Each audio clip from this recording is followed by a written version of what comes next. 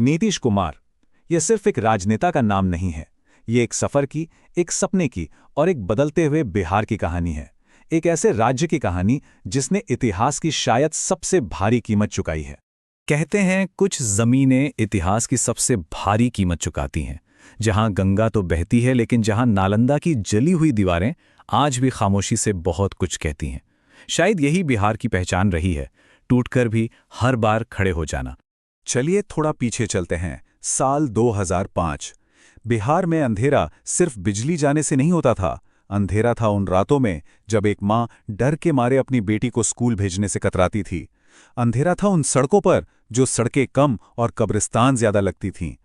और अंधेरा था उन हजारों नौजवानों की आंखों में जो अपना घर-बार छोड़कर पलायन की ट्रेन पकड़ लेते थे। ये वो दौर था जब बिहार मानो पतन के बिल्कुल कगार पर खड़ा था। एक ऐसा राज्य जो अपनी ही परछाई से डरने लगा था। उस वक्त के अखबार उठाकर देखिए, हेडलाइंस में अपहरण उद्योग जैसे शब्द आम थे।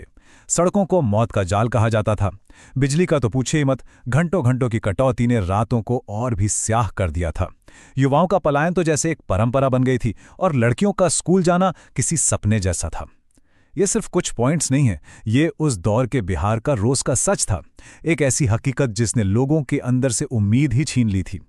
और उसी घने अंधेरे के बीच एक शख्स दिल्ली की सियासत को छोड़कर अपनी मिट्टी की तरफ लौट रहा था। वो एक इंजीनियर था और उसके सामने चुनौती थी एक पूरे टूटे हुए राज्य को फिर से जोड़ने की, उसे फिर से बनाने की। इसीलिए शायद उन्हें बिहार का इंजीनियर कहा गया। एक ऐसा लीडर जिसने बड़े बड़े राजनीतिक भाषणों के बजाय एक मेथडिक प्लान पर काम किया, बिल्कुल एक इंजीनियर की तरह।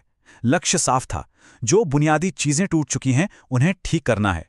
सड़कें, शिक्षा और समाज का सशक्तिकरण। उनके पास इंजीनियरिंग की डिग्री तो थी, पर अब उन्हें एक पूरे समाज की इंजीनियरिंग करनी थी। और यहीं से एक खामोश क्रांति की शुरुआत हुई।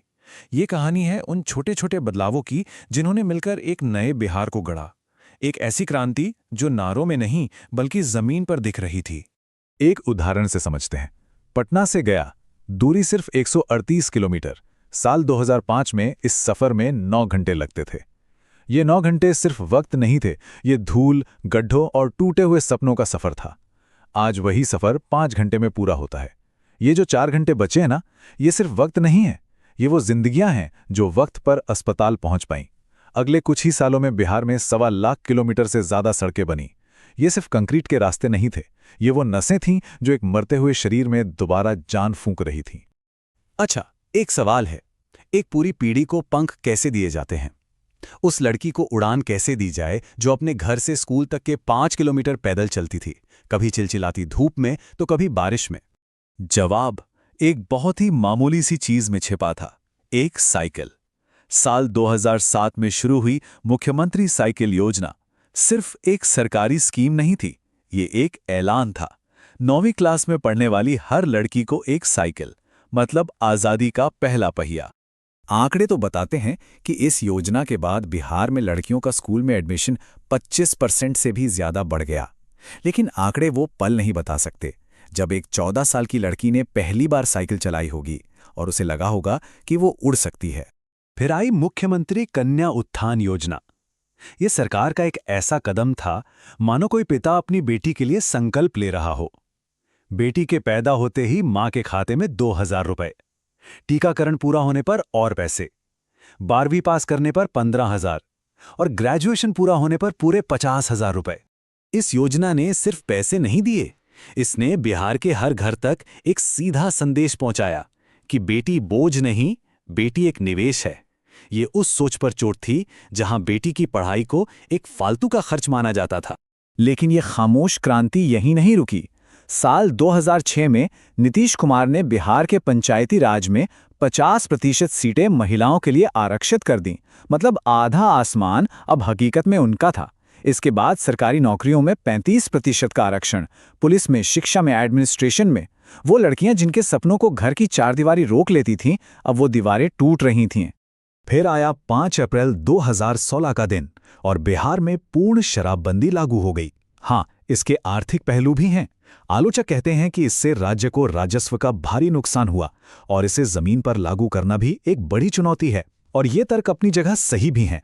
लेकिन सरकार का कहना था कि ये फैसला उन माँओं और पत्नियों की आवाज़ सुनकर लिया गया था जिनके घर रोज नशे की आग में जल रहे थे। आप उस माँ से पूछकर देखिए जिसके घर में अब हिंसा की जगह शांति है। तो इन सारी योजनाओं से बिहार की तस्वीर धीरे धीरे ही सही पर बदल रही थी। और जैसे जैसे साल बीते, ये जमीनी बदलाव चुनावी नतीजों में भी दिखने लगा। और यहीं से ये कहानी एक ऐसे अप्रत्याशित मोड़ पर आती है जहां सत्ता और उद्देश्य के बीच का फर्क साफ नजर आने लगता है। बस एक कल्पना कीजिए, 20 साल के शासन के बाद नवंबर 2025 का चुनाव आता है और एनडीए गठबंधन 243 में से 202 सीटें जीतकर एक ऐतिहासिक जबरदस्त जनादेश हासिल करता है। ये जीत सिर्फ एक नेता की नहीं थी, ये उस पूरी पीढ़ी की उम्मीदों की जीत थी जिसने बदलाव को अपनी आंखों से देखा था। और फिर इसी कल्पना में एक तारीख आती है, 14 अप्रैल 2026, डॉक्टर बाबा साहेब अंबेडकर की जयंती का दिन। एक ऐसा दिन जो शायद बिहार के इतिहास में एक अलग वजह से दर्ज हो सकता है। देखिए, राजनीति में एक बात कही जाती है कि ज्यादातर लोग सत्ता तब छोड़ते हैं जब सत्ता उन्हें छोड़ देती है। ये एक ऐसा खेल है जहां कुर्सी से उतरने की कल्पना करना भी बहुत मुश्किल होता है। लेकिन इस कहानी में वो खुद छोड़ देते हैं। 14 अप्रैल 2026 को अपनी ताकत के शिखर पर बैठकर नीतीश कुमार अपना इस्तीफा दे देते हैं, बिना किसी दबाव के, बिना किसी हार के, शायद सिर्फ ये सोचकर कि जिस इमारत की नींव उन्होंने रखी थी वो अब इतनी मजबूत हो चुकी है कि उसे सहारे की जरूरत नहीं। तो 2005 में एक जर्जर राज्य की कमान संभालने से लेकर 2026 में एक काल्पनिक इस्तीफे तक, ये 20 साल का सफर, साइकिल योजना से शराबबंदी तक और एक ऐतिहासिक जीत से एक शांत विदाई तक, एक पूरे बदलाव की गाथा है। तो आखिर में सवाल यही उठता है कि एक नेता की असली विरासत क्या होती है? क्या वो सीटें होती हैं जो वो जीतते हैं, या वो साल जो वो सत्ता में बिताते हैं? इतिहास शायद नेताओं को भूल जाता है, लेकिन कुछ लोगों को उस जमीन की मिट्टी याद रखती है। नीतीश कुमार की असली विरासत शायद वो उम्मीद है जो उन्होंने बनाई। जब एक लड़की सोचती है कि मैं डॉक्टर बन सकती हूं, जब एक मां सोचती है कि मेरा बच्चा यहीं रहकर कुछ बन सकता है। बिहार थक चुका था और थके हुए लोगों को बस एक हाथ चाहिए होता है जो उन्हें थाम ले। नीतीश कुमार वो हाथ थे।